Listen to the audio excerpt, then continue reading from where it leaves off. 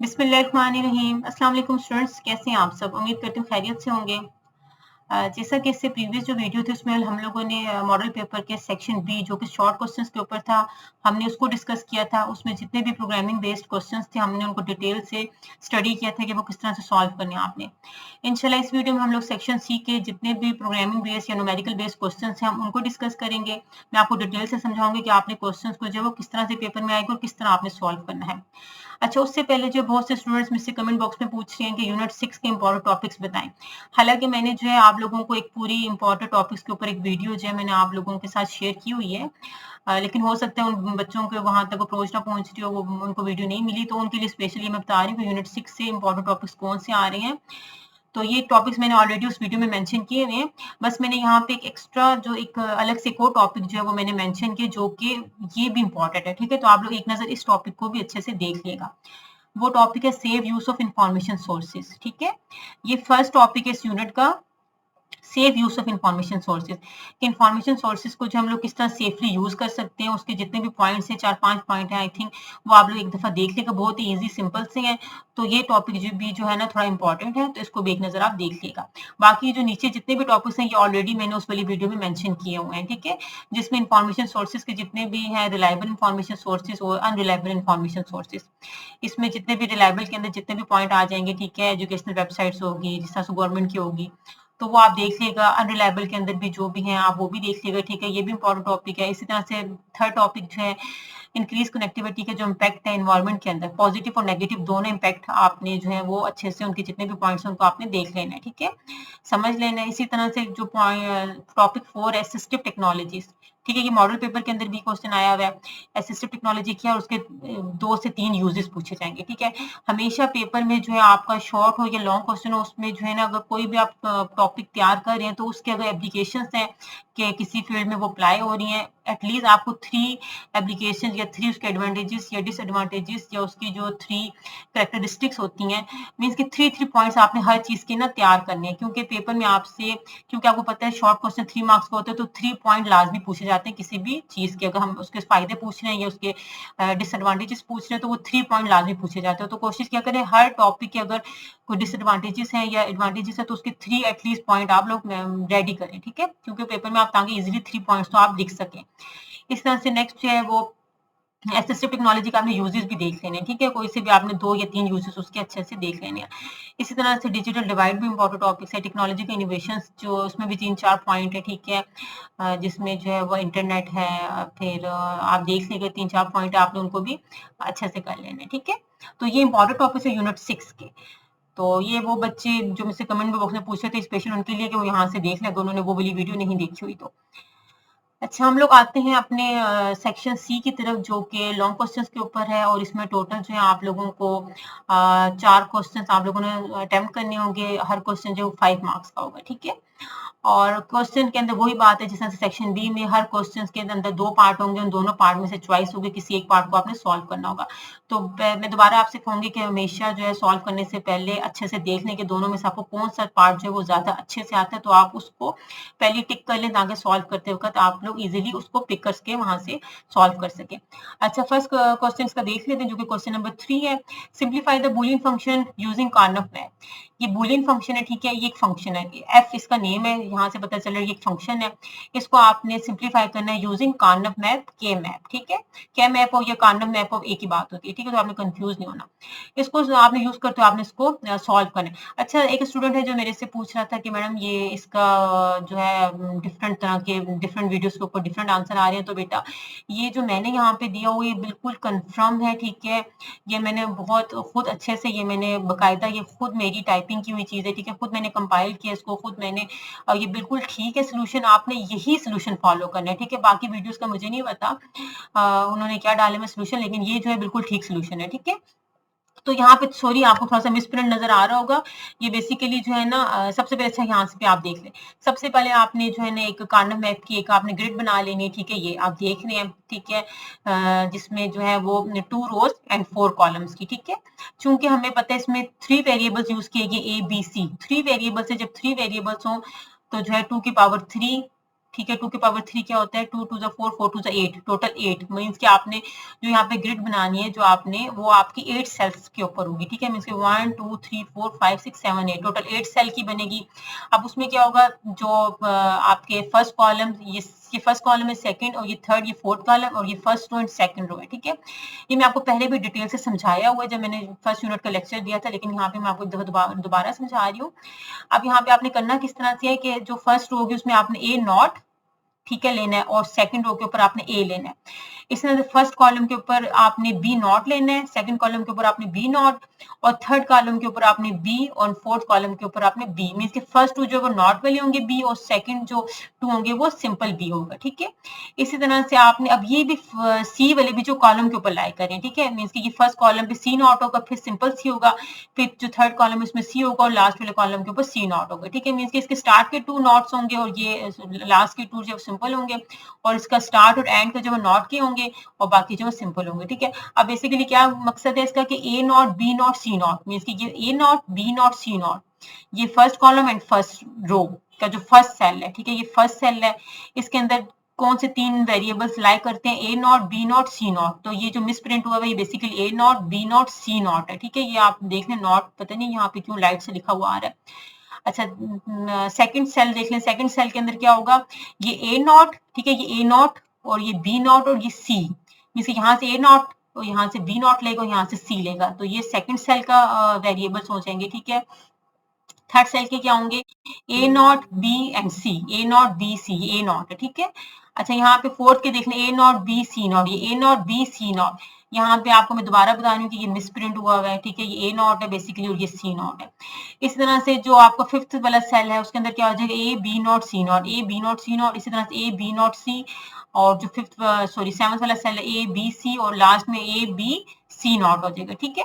अब आपने क्या करना है, ये आपने ग्रिड बना ली है, ठीक है, इसको देखते हुए आपने इसी के अकॉर्डिंग आपने सेकंड जो है वो ग्रिड बनानी है, ठीक है, सेम आपने उसी तरह से वेरिएबल्स लेने लें आपने, लेकिन जो आपने इसके सेल होंगे उनको आपने एम्प्टी छोड़ना है, ठीक है, उसके अंदर भी आपने कुछ भी नहीं लिखना फिलहाल। अब आपने क्या देखना है कि ये जो फंक्शन है आप इसको देख लें कि जो फर्स्ट फंक्शन का जो फर्स्ट आपका एक्सप्रेशन है, ये जो फर्स्ट वेरिएबल, ठीक है, ये जो इसके इनपुट्स हैं, ठीक है, A not B not C not. अब यहाँ से आपने देखना है A not B not C not कौन से सेल पे लाई कर रहा है, किस सेल के अंदर आ रहा है, तो ये फर्स्ट सेल के अंदर आ रहा है, A not B not C not, तो आपने सेम इस तरह से ये फर्स्ट सेल के अंदर आ रही है वैल्यू, तो यहाँ से आपने एग्जैक्ट फर्स्ट सेल के अंदर आपने 1 लिख लेना है। फिर आपने नेक्स्ट चेक करना है A not B C not, A not B C not किधर आ रहा है, ठीक है, आपने यहाँ से देख लेना है ये यहाँ पे आ रहा है, ठीक है, ये जो फोर्थ वाला cell A not B C not. अब यहाँ पे एग्जैक्ट आपने इसी फोर्थ सेल के अंदर आपने 1 लिख लेना है, ठीक है। इसी तरह से नेक्स्ट आपने देख लेना A B not C not, A B not C not इस वाले सेल के अंदर आ रहा है, फिफ्थ वाले सेल के अंदर आ रहा है, तो आपने एग्जैक्ट फिफ्थ वाले सेल के अंदर 1 लिख लेना है। इसी तरह से नेक्स्ट देख लेते हैं A B not C, A B not C जो है वो आपका 6 सेल के अंदर आ रहा है, आपने एग्जैक्ट 6 के अंदर 1 लिख लेना है। इसी तरह से ए बी सी नॉट जो आपका 7 सॉरी ये 8th वाले सेल के अंदर आ रहा है, ठीक है, तो आपने 8th वाले सेल के अंदर 1 लिख लेना है। और ये जो लास्ट ए बी सी है ये आपको 7th सेल के अंदर, ए बी सी तो आपने 7th सेल के अंदर 1 लिख लेना है, ठीक है। तो यहाँ पे क्या हो गया, आपने सारे जो है वो जहां जहां पे जो जो आपके इनपुट्स आ रहे थे आपने वहां उनकी जगह 1 लिख लिया, ठीक है। अब आपने ग्रुपिंग करनी है। अब ग्रुपिंग करते हो आप लोगों को मैंने पहले भी एक बात समझाई हुई है, दोबारा समझा देती हूँ कि आपने सबसे पहले चेक करना है कि आया किसी 4 नंबर्स की ग्रुप बन सकता है। सबसे पहले 4 नंबर का ग्रुप देखना, अगर 4 का ग्रुप बन सकता है तो आपने 4 का बनाना है, 4 का नहीं बन सकता तो आपने फिर 3 का तो कभी नहीं बनता, ठीक है, 4 का बनता है या 2 का बनता है या 1 नंबर का बन सकता है या तो 8 टोटल 8 नंबर हो तो उनका बन सकता है, ठीक है। तो यहाँ पे आपने देख लेना है कि 8 तो मतलब अगर यहाँ सपोज करेंगे यहाँ पे भी 1 होता है, यहाँ पे भी 1 होता है, ठीक है, मीन्स यहाँ पे 2 और इनपुट्स होती हैं और उनकी जो यहाँ पे भी 1 होता है, यहाँ पे भी 1 होता है, तो टोटल जो है वो 8 नंबर्स का जो आपका एक ग्रुप बन जाता है, ठीक है। अभी तो यहाँ पे 8 का पॉसिबल नहीं है, फिर हम 8 के बाद 4th में आते हैं, 4 नंबर का। अब यहाँ पे देखिए ये 1 ये 1 ये 1 ये चारों एक सीध में इनका एक ग्रुप बन जाएगा, ठीक है, 4 नंबर का एक ग्रुप बन जाएगा। अब जो आपने फिर 2 का देखना है कि अब ये एक नंबर रहेगा तो ये एक नंबर रहेगा, ठीक है, तो इस और इसको मिला के एक ग्रुप बन जाएगा। ओवरलैपिंग हो सकती है, ठीक है, ग्रुप के अंदर मीन्स की ओवरलैप हो रहा है, ये जो ये वाला सेल है फिफ्थ वाला सेल है ये ओवरलैप कर रहा है, मीन्स इस वाले ग्रुप के अंदर भी आ जाएगा, इस वाले ग्रुप के अंदर भी आ जाएगा, तो ग्रुपिंग के अंदर ओवरलैपिंग जो है वो एग्जिस्ट करती है, ठीक है। तो आपने ये ग्रुप बना देना, इसी तरह से आपने थर्ड ग्रुप जो है वो आपने इन 2 सेल का बना लेना, ठीक है। तो यहाँ पे टोटल कितने ग्रुप बन गए, 3 ग्रुप्स बन गए। अब अकॉर्डिंग टू इन ग्रुप्स के आपने जो है वो ग्रुपिंग कर लेनी और उनपे आपने उन्हीं वेरिएबल इनपुट्स को आपने लिख लेना है। तो कैसे करेंगे, ग्रुप 1 आपने नाम दे दिया F1, ठीक है, कोई भी नाम दे दे, यहाँ पे ये वेरिएबल है, जैसे ग्रुप का नाम है, फंक्शन का नाम, आप इसको कोई भी नाम दे सकते हैं, जरूरी है कि F1 दे, आप कुछ भी दे सकते हैं, ठीक है। तो F1 मैंने लिख दिया। फिर जब ग्रुप 1 की जो वैल्यूज थी वो मैंने यहाँ पे लिखी है, ठीक है। देखिए ये ग्रुप 1 है, मैंने इसको ग्रुप 1 कह दिया। अच्छा, एक और बात, एक बच्चा मेरे से पूछ रहा था कि मैडम हम ग्रुप्स को आगे पीछे कर सकते हैं, तो आप कर सकते हैं, इसमें कोई मसला नहीं। आप अगर मैंने इसको ग्रुप 1 कंसिडर किया है तो आप इसको ग्रुप 1 कंसिडर कर दें या इसको ग्रुप 1 कंसिडर कर दें, उससे कोई फर्क नहीं पड़ता। हाँ, लेकिन अगर आपने फर्स्ट लाइन के ऊपर जो ग्रुप 1 कंसिडर किया, आपने नेक्स्ट में जो है उसी के सीध में आपने उसी को लिखना है, ठीक है। तो आपने उसमें मिक्स नहीं करने।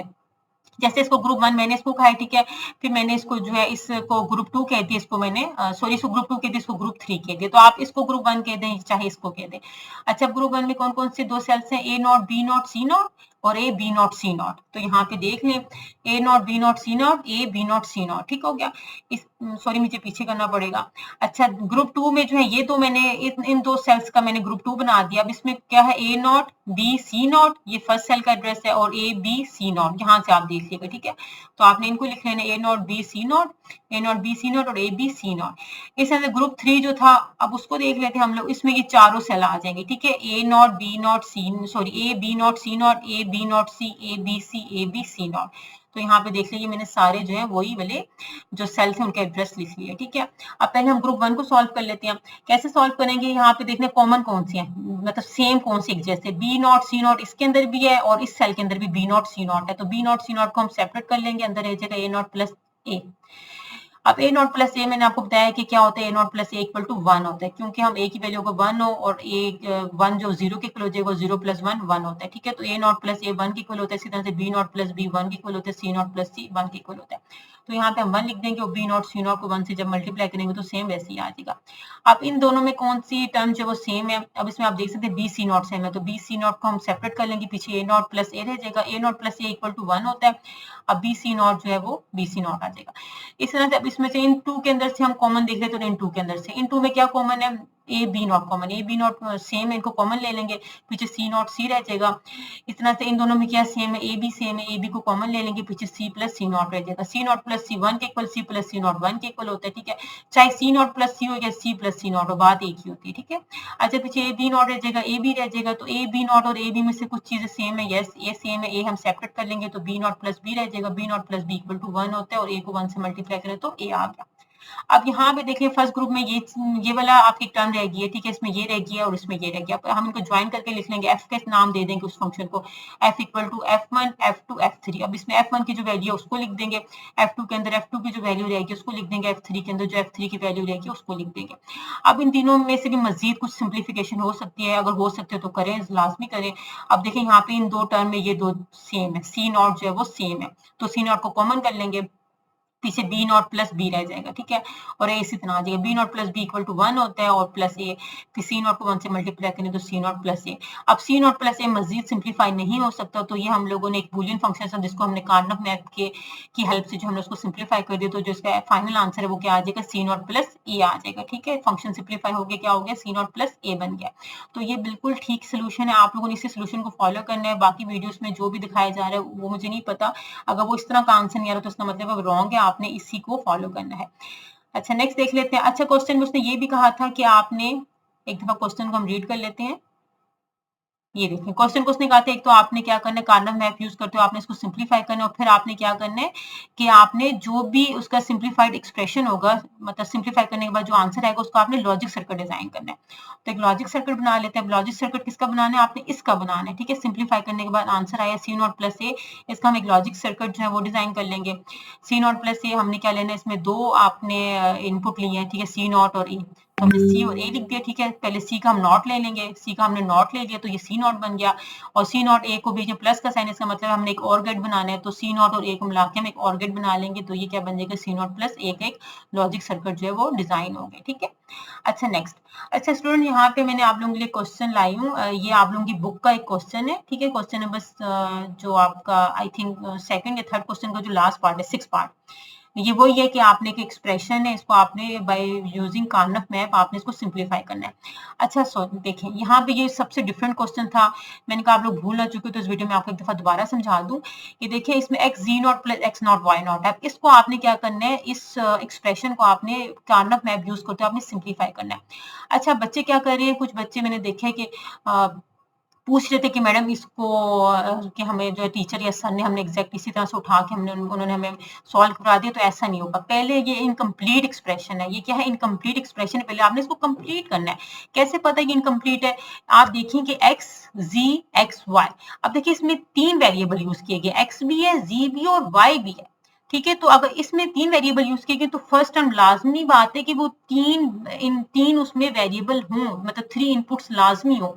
अगर 3 वेरिएबल यूज किए गए हैं, एक्स और वाई जी तीनों यूज किए गए, इसका मतलब है कि यहाँ पे 3 इनपुट्स हर एक्सप्रेशन के अंदर लाजमी होनी चाहिए। जैसे इसके अंदर 2 इनपुट्स है, इसके अंदर भी 2 है, हमें तो पहले इसको कंप्लीट करके 3 बनाना है, ठीक है। अब हाँ सपोज करें अगर इधर जेड ना होता, सिर्फ एक्स वाई या एक्स नॉट वाई ना होता, ठीक है, जेड ना होता, इसका मतलब है फिर 2 वेरिएबल का ये एक्सप्रेशन था, तो इसमें आपने इसी तरह से इसको सॉल्व कर लेना था। लेकिन यहाँ पे एक चीज कंफर्म है कि ये 3 वेरिएबल का एक्सप्रेशन है, मींस कि इसमें जी भी यूज किया गया, वाई भी यूज किया गया और एक्स भी यूज किया गया, तो इसके लिए जरूरी है कि हर इनपुट के अंदर 3 वैल्यूज लाजमी हो। तो पहले इसको हम कंप्लीट करेंगे, कैसे करेंगे, अब यहाँ पे देखें क्या मिसिंग है, एक्स जी नॉट है लेकिन वाई मिसिंग है, तो y मिसिंग जो है उसको हम पूरा करने के लिए क्या करेंगे, हम ब्रैकेट के अंदर y नॉट प्लस वाई लेंगे। y नॉट प्लस वाई हमने इसलिए लिया है क्योंकि हमें पता है y नॉट प्लस वाई की वैल्यू इक्वल टू 1 होती है, ठीक है, y not plus Y equal to 1 होता है, और 1 हो जाता है, इस वजह से इसके ये जो क्वेश्चन था इसके उस पर कोई फर्क नहीं पड़ेगा, तो इसमें हम लोग यहाँ पे y नॉट प्लस वाई लेंगे, क्योंकि इसमें y मिसिंग है तो हम y नॉट प्लस वाई ले लेंगे। और सेकंड एक्सप्रेशन के अंदर क्या मिसिंग है, x और y मौजूद है लेकिन z मिसिंग है, तो हम लोग क्या करेंगे, z नॉट प्लस z ले लेंगे, ठीक है। अब इस ब्रैकेट को ओपन करेंगे, कैसे करेंगे, x z not y not बन जाएगा, फिर x जी नॉट वाई बन जाएगा, इसी तरह से इसको ओपन करेंगे, x not Y not g not बन जाएगा, फिर x not Y not g बन जाएगा। अब जो है ये एक्सप्रेशन जो है वो कंप्लीट एक्सप्रेशन बन गया है। अब इसको हम इजीली जो है वो ग्रिड बना के सेल्स के अंदर जो जो जहां जहां जो जो वेरिएबल लाई कर होगा उसकी जगह 1 लिख के फिर हम उसको इजीली ग्रुप बना के हम उसको कार्नफ मैप की हेल्प से सॉल्व कर लेंगे, ठीक है। इससे पहले कि इनकम्प्लीट था, इसका कोई भी सोल्यूशन नहीं था, इसको पहले आपने कंप्लीट करना और फिर आपने उसको जो सॉल्व करना है, ठीक है। तो हो सकता है पेपर में कुछ इस तरह का क्वेश्चन आ जाए, तो आपने गलत नहीं करना, कंफ्यूज नहीं होना, पहले आपने उसको कंप्लीट एक्सप्रेशन बनाना है और फिर उसको मजीद सिंप्लीफाई करना है, ठीक है। अच्छा नेक्स्ट देख लेते हैं, ये भी आप लोगों का बुक का एक क्वेश्चन है, ठीक है, ये मैंने यहाँ पे उठाया इसको ताकि मैं आप लोगों को यहाँ पे दोबारा समझा सकूं कि ये जो है ना, अगर एक एक्सप्रेशन है, इस एक्सप्रेशन को यूज करते हो आपने एक लॉजिक सर्किट डिजाइन करना है। अच्छा यहाँ पे एक चीज समझने की है कि जब भी आप लॉजिक सर्किट डिजाइन करें या आप ट्रुथ टेबल डिजाइन करें, ठीक है, ट्रुथ टेबल बनाएं, तो उसमें आपने हमेशा बोर्ड मास रूल को फॉलो करना है। बोर्ड मास रूल का मतलब होता है कि पहले ब्रैकेट सॉल्व की जाए, ठीक है, उसके बाद उसके अंदर जो है डिवीजन हो रही है, खैर यहाँ पे तो डिवीजन की तो कहानी नहीं है ना ब्रैकेट की, यहाँ पे जस्ट प्लस और मल्टीप्लाई की कहानी, ठीक है, मतलब प्लस होगा या तो फिर मल्टीप्लाई होगा, ये प्लस को शो करता है, ये डॉट जो है मल्टीप्लाई को शो करता है। तो पहले आपने क्या करना है, बोर्ड मास में आपको पता है प्लस से पहले हम मल्टीप्लाई को देखते हैं, ठीक है। तो आपने इसको कैसे लॉजिक सर्किट डिजाइन करना है, आपने पहले क्या करना है, ए बी नॉट का आपने पहले गेट डिजाइन कर लेना, ए आपने इसमें आपने देखने पहले 3 वेरिएबल्स ए बी सी, आपने ए बी सी ले लिया, ठीक है, 3 इनपुट ले ली।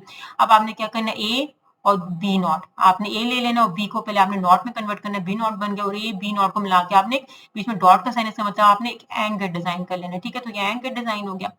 सेकंड आपने जो a प्लस बी मीन से सिंपल a लेना है और b भी सिंपल लेके उसको आपने क्या करना है, प्लस का साइन, इसका मतलब आपने एक और गेट डिजाइन करना है, तो आपने एक और गेट डिजाइन कर लिया।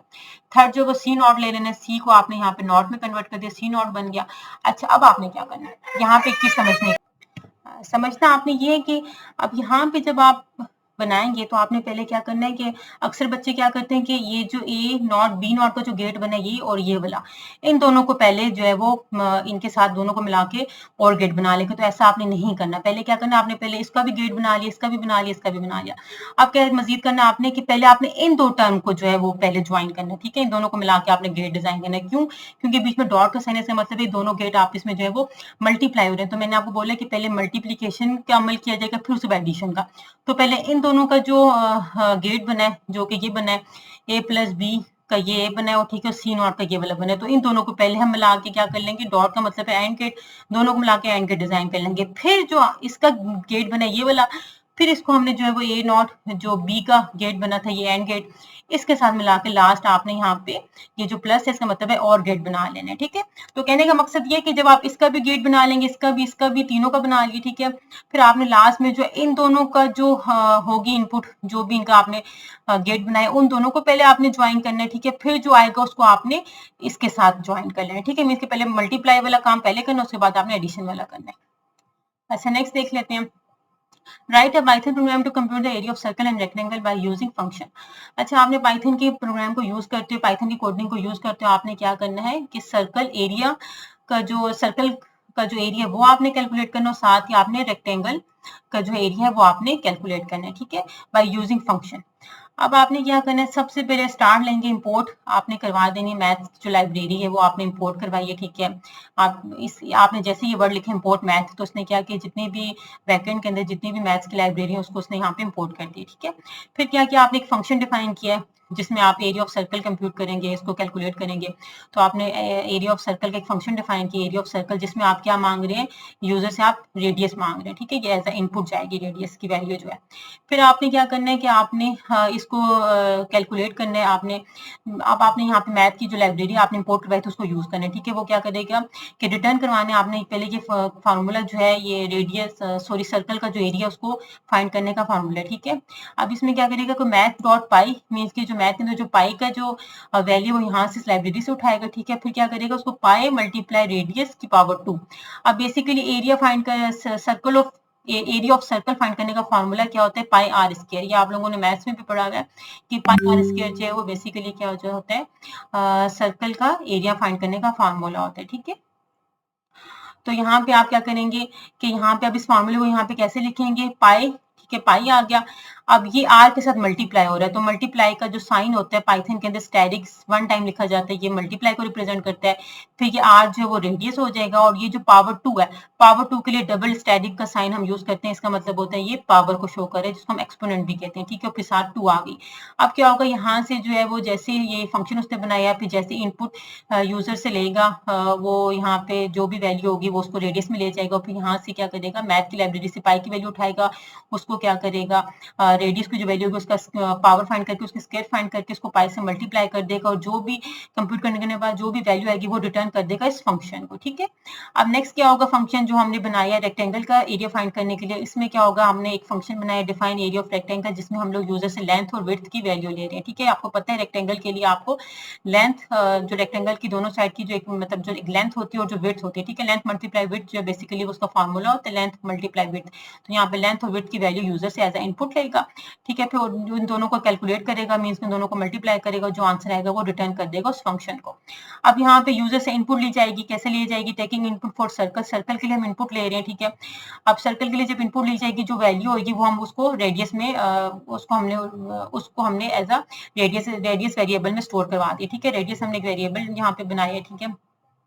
इक्वल टू हमने कहा यूजर से वैल्यू इंटर करे सर्कल की, कोई भी रेडियस जो एज अ रेडियस होगी उसको जो है वो यूजर से वो वैल्यू उठाएगा, उस वैल्यू को क्या करेगा, उसको पहले फ्लोट में कन्वर्ट करेगा। अब यहाँ पे फ्लोट में कन्वर्ट करना जरूरी है, क्योंकि आपको पता है एरिया जो पॉइंट में भी आ सकता है, क्योंकि हमें पता है पाई की वैल्यू 3.14 होती है, तो आपको पता है ये आंसर पाई नहीं आएगा, ठीक है। तो इससे यहाँ पे पहले जो वो यूजर से वैल्यू लेगा, ठीक है, रेडियस की फॉर्म मतलब जो रेडियस की एज अ रेडियस वैल्यू लेगा, उसको वो पहले फ्लोट में कन्वर्ट करे, ठीक है।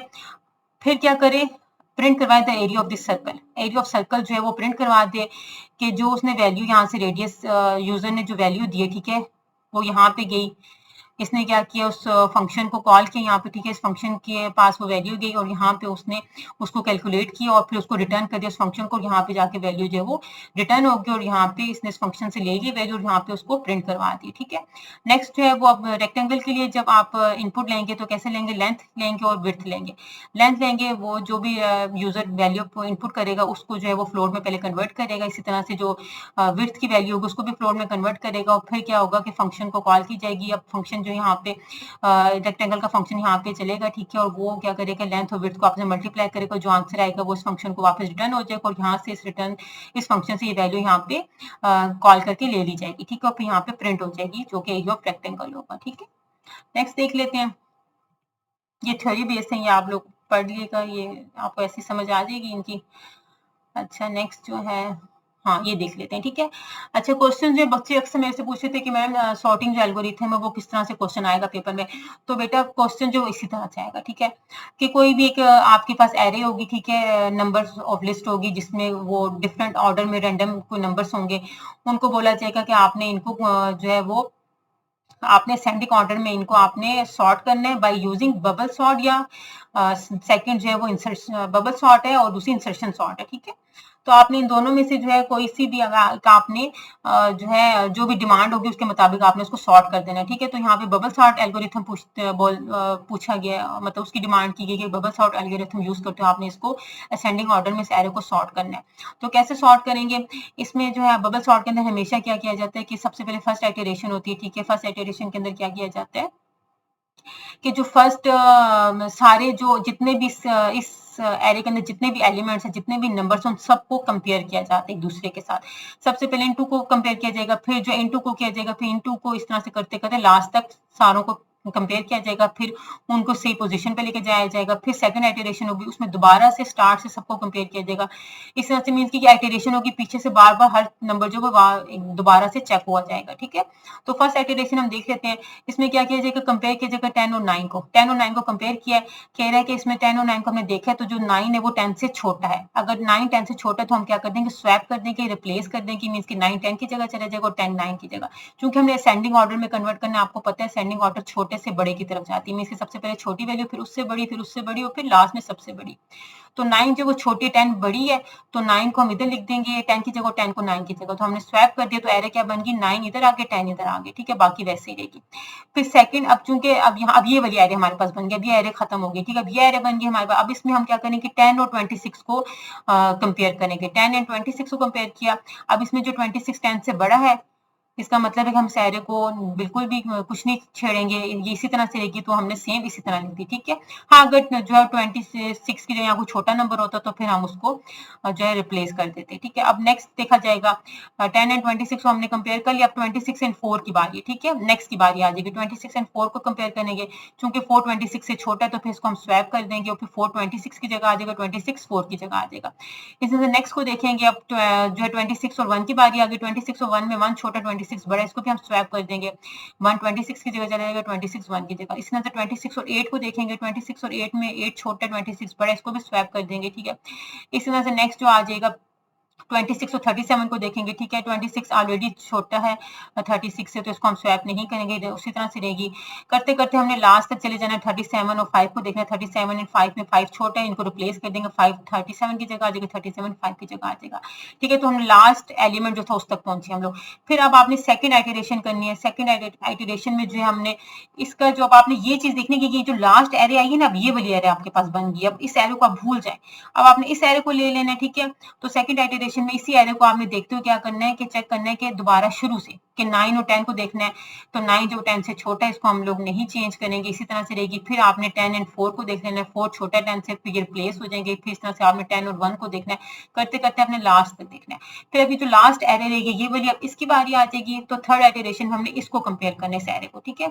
करते करते हमने इसको भी लास्ट तक चेक करना है। फिर आखिर में जो हम लोग देख लेते हैं, ठीक है, ये आगे लास्ट एरे, लास्ट आइटरेशन है, फिफ्थ आइटरेशन। अब इसमें ये जो एरे बन गई थी इसको कंपेयर कर लेते हैं। देखें 1 4 से छोटा है, तो 1 जो है वो 4 जो 1 से बड़ा है, इसका मतलब है कि इसको रिप्लेस करने की जरूरत नहीं है, इसी तरह से रहेगा। इसी तरह से 8, फिर आप अगले 4 और 8 को चेक करेंगे। 4 और 8 में 4 जो है वो 8 जो 4 से बड़ा, तो ये एरे इसी तरह से रहेगी। फिर अगला जो 8 और 5 को चेक कर लेते हैं। 8 और 5 में जो 5 8 से छोटा है, तो 5 8 की जगह आ जाएगा और 8 5 की जगह आ जाएगा। अब देखिए यहाँ पे ये एरे जो वो सॉर्ट हो गई है। देखिए 1 4 5 8 9 10 26 37 मीन्स की असेंडिंग ऑर्डर में सॉर्ट हो चुकी है, ठीक है। तो हम लोग यहाँ पे इसको एंड कर देंगे और हम कह देंगे फाइनल जो सॉर्टेड एरिया है वो आपकी क्या है, ये वाली है, ठीक है। तो क्वेश्चन आपका इसी तरह से आएगा। यहाँ पे बबल सॉर्ट है तो हो सकता है इंसर्शन सॉर्ट पे क्वेश्चन आ जाए। तो आप लोग दोनों सॉर्ट का जो भी टेक्निक्स है उनको अच्छे से समझ लें, तो बाकी जो आप लोग इजीली कर लेंगे। अच्छा, नेक्स्ट जो है वो Python program to count even and odd number in a list by using while loop. अच्छा, आपने क्या करना है कि एक आपके पास लिस्ट है, ठीक है, उसमें से आपने बताना है कि इवन नंबर कितने हैं और ऑड नंबर कितने, उनको काउंट करना है आपने बाय यूजिंग व्हाइल लूप, ठीक है। तो इसके लिए हम लोग पहले देख लेते हैं। आपने सबसे पहले क्या करना है, फंक्शन बनाना है to count even and odd number का, ठीक है। किसी भी लिस्ट के अंदर से आप कुछ नंबर्स हैं, ये देखें फॉर एग्जांपल ये आपको एक लिस्ट है, ठीक है, जो कि जिसका नेम नंबर है, नंबर के नाम से लिस्ट है। अब लिस्ट कैसे है, क्योंकि ये स्क्वायर ब्रैकेट के अंदर है वैल्यूज, ठीक है। अब इस लिस्ट के अंदर जितने भी नंबर्स हैं, अब हमने बताने कि इसमें टोटल इवन कितने नंबर्स और ऑड कितने नंबर्स हैं। इसके लिए आप एक फंक्शन बनाएंगे, function to count even and odd numbers in a list. अब इस फंक्शन को आप कैसे डिफाइन करेंगे, डिफाइन काउंट इवन ऑड, ठीक है, ये फंक्शन का नेम है काउंट इवन ऑड ब्रैकेट के अंदर नंबर्स। नंबर्स क्या मतलब, जो आपने यूजर या जो भी इसके अंदर आप ऐसा इनपुट ले रहे हैं वो वाली आ जाएंगी, ठीक है, नंबर्स के अंदर ये वाली, ठीक है, वैल्यू सारी होंगी। फिर आपने क्या करना है, क्योंकि आपने टोटल बताने कितने इवन नंबर है और कितने ऑड नंबर है, तो हमेशा स्टार्ट हम जीरो से लेते हैं कि हमने सपोज कि पहले हमारे पास कुछ भी नहीं है, इवन नंबर भी हमारे पास जो है वो टोटल कितने हैं, जीरो, ऑड नंबर्स भी टोटल कितने हैं, जीरो। और इंडेक्स जो कि हम इस ये जो लिस्ट है इसके एड्रेस को शो कर रहा है, इसके जो एड्रेस होता है इस हर सेल का जो एड्रेस है उसको शो कर रहा है, तो हम कहते हैं इंडेक्स भी हमारे पास क्या है, जीरो है, ठीक है। हमने तीनों तीनों चीजों को कंसिडर कर दिया, हमारे पास जीरो है। फिर आपने एक व्हाइल लूप लगाना है, ठीक है, जो आइटरेशन होगी जिसमें चेक किया जाएगा इन तमाम नंबर्स को वन बाय वन। उसमें हम क्या करेंगे, व्हाइल इंडेक्स, इंडेक्स मतलब ये जो एड्रेस होगा हर नंबर का एड्रेस, ठीक है। जैसे ये ऐसी बात है, मेमोरी में कोई ना कोई स्पेस ले रहा है, इसका मेमोरी में क्या एड्रेस है, इसका क्या, इस तरह से, ठीक है। ये इंडेक्स उसको एड्रेस को शो कर रहा है। देखिएगा कि जो एड्रेस है, जो इंडेक्स है, जो यहाँ पे उसकी वैल्यू जीरो हमने स्टार्ट की, ठीक है, जीरो यहाँ पे क्या लेगा, जीरो मीन्स के इंडेक्स की वैल्यू जो जीरो है वो लेस देन है लेंथ ऑफ नंबर, मीन्स की जो नंबर है इनकी लेंथ से अगर लेस देन है। अब लेंथ ऑफ नंबर क्या है, लेंथ ऑफ नंबर बेसिकली जो है वो इन नंबर्स की तादाद को बता रहा है। अब ये नंबर्स टोटल कितने हैं, 1 2 3 4 5 6 7 8, टोटल 8 नंबर है। इसका मतलब है कि ये जो नंबर्स हैं इसकी लेंथ कितनी है, 8 है, ठीक है। तो चेक करेगा इंडेक्स जो कि जीरो है, जीरो अगर लेस देन है 8 से, ठीक है, जीरो अगर 8 से लेस देन है तो क्या हो, वो देखे कि वो नंबर जो है जो कि इंडेक्स मीन्स के नंबर इंडेक्स जीरो था, मीन्स के नंबर ऑफ जीरो, मीन्स के जो इंडेक्स नंबर के अंदर जो इंडेक्स जीरो है, मीन्स के नंबर के ऊपर इंडेक्स जो जीरो है वो ये वाला, ठीक है। जो फर्स्ट नंबर है इसका इंडेक्स क्या है, जीरो है, कि वो नंबर देखिए जो कि इंडेक्स नंबर ऑफ जीरो पे पड़ा हुआ है, ठीक है, जिसका इंडेक्स जीरो है, उस नंबर को देखिए अगर वो 2 से डिवाइड होता है, मीन्स के 2 से पूरा डिवाइड होने के बाद इक्वल टू जीरो आता है। जैसे कि सपोज करें कि 10 है, 10 को वो क्या करेगा, ये इंडेक्स जीरो पे पड़ा हुआ है, इसको क्या करेगा, 2 से डिवाइड करेगा, 2 से डिवाइड करेगा तो 2 5 से 10, तो पीछे क्या रह जाती है, वैल्यू जीरो, मीन्स के पूरा पूरा डिवाइड हो जाता है, आंसर जो है वो इक्वल टू जीरो आ जाता है। तो इसका मतलब है वो नंबर क्या है, इवन नंबर है, उसके अंदर इवन नंबर जब काउंट हो जाएगा, अगर यहाँ पे इवन नंबर हमने स्टार्ट किया था कि जीरो है, तो वो जीरो के अंदर वन काउंट होकर क्या बन जाएगा, वन, मीन्स के आपके पास एक इवन नंबर आ गया है, ठीक है। और अगर ये कंडीशन ठीक नहीं है, मीन्स अगर वो 2 से डिवाइड नहीं हो रहा, जीरो के इक्वल नहीं आ रहा, तो इसका मतलब है एल्स वो क्या होगा, नंबर ऑड होगा, ठीक है। और अगर ऑड होगा तो उसके अंदर भी इंक्रीमेंट लग जाएगा एक नंबर का, अगर ऑड यहाँ पे जीरो है तो जीरो के अंदर वन को जब हम इंक्रीमेंट लगाएंगे तो वो जीरो जो वन बन जाएगा, ठीक है। मीन्स के या तो आपके पास एक इवन नंबर आ जाएगा या एक ऑड नंबर आ जाएगा। अगर ये कंडीशन ठीक हो जाएगी तो एक इवन नंबर आ जाएगा, इस नंबर जो है एक इवन नंबर हो जाएगा। और अगर ये कंडीशन फॉल्स हुई, एल्स हुई, तो फिर आपके ऑड नंबर आ जाएगा। तो बेसिकली अगर देखा जाए ये 10 है, इसका मतलब है कि ये एक इवन नंबर है, क्योंकि 2 से पूरा डिवाइड हो जाता है, तो इसका मतलब हमारे पास एक इवन नंबर आ गया है। हमने क्या कहा कि एक इवन नंबर जो हमारे पास 1 आ गया, ठीक है। फिर दोबारा अब क्या करें, इंडेक्स के अंदर इंक्रीमेंट लगाते हैं। देखिए इंडेक्स प्लस इक्वल टू 1 का मतलब है कि इंक्रीमेंट लगा इंडेक्स के अंदर 1 नंबर का। इंडेक्स पहले हमारे पास जीरो था, अब जीरो में 1 का जब इंक्रीमेंट लगेगा तो इंडेक्स क्या बन जाएगा, 1। अब यहाँ पे इंडेक्स क्या हो गया, 1। अब 1 कौन सा होगा, ये इंडेक्स जीरो है और ये इंडेक्स 1 है, ठीक है। इंडेक्स हमेशा जो है एड्रेस जो है वो जीरो से स्टार्ट होता है, ठीक है, 0 1 2 3 4 5 6 7। अब इंडेक्स जीरो 10 था, अब इंडेक्स 1 क्या हो जाएगा, 15। अब वो चेक करें इंडेक्स जो 1 है, इंडेक्स की वैल्यू जीरो थी, यहाँ पे 1 बन गई क्योंकि हमने इंक्रीमेंट लगा दिया, अब इंडेक्स 1 हो गया, ठीक है। 1 जो less than length of number, length of number कितनी थी, 8, 1 8 से छोटा है, ठीक हो गया। अब क्या करें, वो देखे कि वो जो है अब 1 के ऊपर जो पड़ी हुई है वैल्यू जो कि 15 पड़ी हुई है, ठीक है। 15 को चेक करें क्या वो 2 से डिवाइड होता है, जीरो के इक्वल आ जाता है, तो फिर वो इवन नंबर है, नहीं तो वो ऑड है। अब देखिए 15 जो 2 से डिवाइड नहीं होता, ठीक है, क्योंकि ये ऑड नंबर है, 2 से डिवाइड नहीं होगा, मतलब एक ऑड नंबर है, तो अब एल्स वाली कंडीशन ठीक हो जाएगी और ऑड के अंदर क्या आ जाएगा, एक नंबर का इंक्रीमेंट लग जाएगा, मीन्स कि ऑड पहले 0 था, ऑड नंबर कितने हो गए, एक नंबर आपके पास ऑड का आ गया, ठीक है। फिर नेक्स्ट दोबारा इंक्रीमेंट लगे, इंडेक्स जो है 1 था, अब इंडेक्स यहाँ पे 2 1 के अंदर दोबारा हम क्योंकि यहाँ पे मेरे पास 1 इंडेक्स था, 1 का दोबारा इंक्रीमेंट लगाए तो 1 के अंदर 1 इंक्रीमेंट लगे तो वो 2 बन जाता है, ठीक है। तो इंडेक्स की वैल्यू हमारे पास 2 आ गई। फिर चेक करें कि 2 जो लेंथ ऑफ नंबर जो कि 8 है, तो 2 8 से छोटा है। फिर दोबारा चेक करें कि अब इंडेक्स 2 के अंदर कौन सी वैल्यू है, ये 0 इंडेक्स है, ये 1 इंडेक्स है, ये 2 इंडेक्स है। 2 के अंदर जो 22 की वैल्यू है, तो 22 को चेक करें कि वो 2 से डिवाइड हो जाता है, यस डिवाइड हो जाता है, तो ये आपका इवन नंबर आ गया। तो अब इवन के अंदर एक और इंक्रीमेंट लग गया, इवन पहले एक नंबर था, अब हमारे पास इवन के 2 नंबर्स आ गए, ठीक है। तो 1 के अंदर 1 इंक्रीमेंट लग गया तो वो 2 नंबर बन जाएंगे। फिर नेक्स्ट इंडेक्स के अंदर इंक्रीमेंट लग गया, अब इंडेक्स 2 था, यहाँ पे 1 का इंक्रीमेंट लगेगा तो इंडेक्स 3 बन जाएगा। 3 जो लेस देन है 8 से, फिर अब वो 3 के अंदर कौन सा वाला इंडेक्स आएगा, 0 1 2 3 ये वाला नंबर आएगा, ठीक है। 37, अब 37 को चेक करें वो 2 से डिवाइड होता है, नो ये 2 से डिवाइड नहीं होता, ये जो एक ऑड नंबर है तो ऑड के अंदर इंक्रीमेंट लग जाएगा, ऑड जो है वो पहले एक था, आपके पास 2 ऑड नंबर आ गए, ठीक है। करते करते वो तब तक चेक करें जब तक लेंथ की नंबर तक ना पहुंच जाए, तो लेंथ नंबर जो है वो 8 है जो कि 73 है। जैसे ही वो इंडेक्स जो है वो आपका 7 पे जाएगा तो 7 जो 8 से छोटा है, लेकिन जैसे इंडेक्स का इंक्रीमेंट लगेगा 8 तो वो 8 जाएगा, 8 8 से छोटा नहीं होता, तो यहाँ पे जो है वो यहाँ पे आपकी जो फंक्शन है वो स्टॉप हो जाएगा और यहाँ पे चला जाएगी वैल्यू, और यहाँ पे क्या करेगा फंक्शन जो है यहाँ पे कॉल होगा, और जो भी आपका इवन एंड ऑड का जो फंक्शन था, ये वाला फंक्शन, इसने जो है वो यहाँ पे वैल्यूज को रिटर्न होगी थी, जो भी ऑड की वैल्यूज थी और जो भी इवन की वैल्यूज थी, तो यहाँ पे प्रिंट हो जाएगी ऑड के अंदर इवन की जो वैल्यूज थी, टोटल कितने इवन नंबर है 1 2 3 4 इवन नंबर है, तो यहाँ पे 4 जो है वो उसके आंसर आ जाएगा, ठीक है। और इसमें ऑड के अंदर जो है वो यहाँ पे जो रिटर्न हुई ऑड की वैल्यू, वो ऑड के अंदर यहाँ पे आंसर आके उसको प्रिंट हो जाएगा, ठीक है। तो क्वेश्चन आपको इस तरह से आ सकता है, तो आप इसको समझ लें, बहुत ही ईजी है। नेक्स्ट देख लेते हैं। अच्छा स्टूडेंट, यहाँ पे खत्म हो गए हैं, ये बाकी थ्योरी वाले क्वेश्चन आप इनको समझ लीजिएगा पढ़ के, ठीक है। तो आप लोगों को अब होपफुली कि कोई कंफ्यूजन नहीं रही होगी लॉन्ग क्वेश्चंस के अंदर भी, अगर जो भी मॉडल पेपर के अंदर क्वेश्चन है, क्योंकि बच्चे कह रहे थे कि उनको समझ नहीं आ रही, तो उनके पास समझाया जाए। तो स्पेशली मैंने आप लोगों के लिए वीडियो बनाई है, टाइम बहुत शॉर्ट है, एक नज़र इसको देख लें, समझ लें, और इंशाल्लाह आप लोगों का पेपर जो है मेरी दुआ है कि बहुत अच्छा है। ठीक है, टेक केयर, अल्लाह हाफिज़, बेस्ट ऑफ लक।